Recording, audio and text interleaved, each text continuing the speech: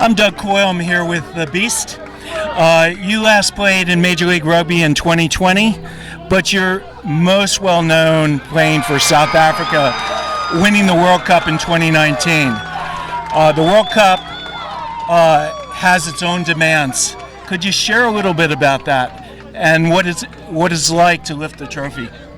Yeah, no, thanks, Doug. For me, I was very fortunate to have a very long career, and I'm very proud to say that I played my last pro game for OGDC, and I want to congratulate the US for being awarded the World Cup. It's a big deal, and I can tell you that a lot of planning goes into prepping for the World Cup, and we did it in a brilliant way. In 2019, we obviously had Rassie as the leader that kind of drove a lot of the strategy and our approach. So I just think there's a lot of lessons that can be learned from that journey. So I would probably advise USA to start planning as early as possible. I know there's going to be a lot of work to be done in terms of stadiums. I don't know if you're going to need to build new stadiums or you're going to need to refurbish ones that already exist. But there's a lot of that goes into that. So, my understanding is they're going to use a lot of NFL stadiums. So I don't know that stadiums are going to be the issue, but perhaps paying attention to youth rugby in the country is going to be a need. Yeah, but I think there's a massive focus on grassroots. On Thursday when I arrived in DC, I did a scrumming mini camp with some kids, from the inner city schools, and that's just quite inspiring to see that the game is growing. So I think they need to do a lot of investment. USA Rugby needs to do a lot of investment in grassroots and get those kids to come through. And then by the time the World Cup is here, America could be there and thereabouts as a favorite.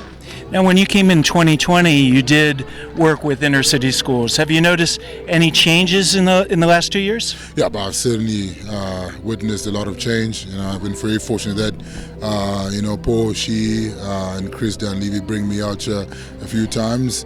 It's quite inspiring to see the numbers growing. And I think what's also quite impressive is to see the amount of young women and ladies, now starting to play rugby. So I think it's very exciting for the future of USA Rugby.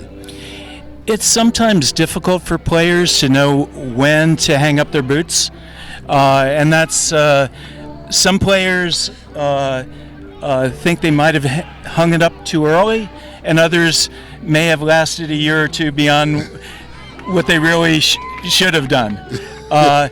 Is there a chance that you may come back and play rugby again? Yeah, never say never. But the fact of the matter is that I was very fortunate and blessed to play a long career, amassed so many test caps, provincial caps for the Sharks. So I left everything out there, and now I sit back and I look with a smile on my face on what I achieved. But you never know, maybe I could decide to just come out for a season and have some more fun, because I love the game so much, and I love DC, one of my favorite places in the world. So, I understand you would be welcomed with open arms if you made that decision. No, thank you. I would definitely, put that in my think tank. Okay. Thank you for spending time with us today, and good luck whatever you decide. No, thank you, Doug. Appreciate it. Okay. Thanks, man.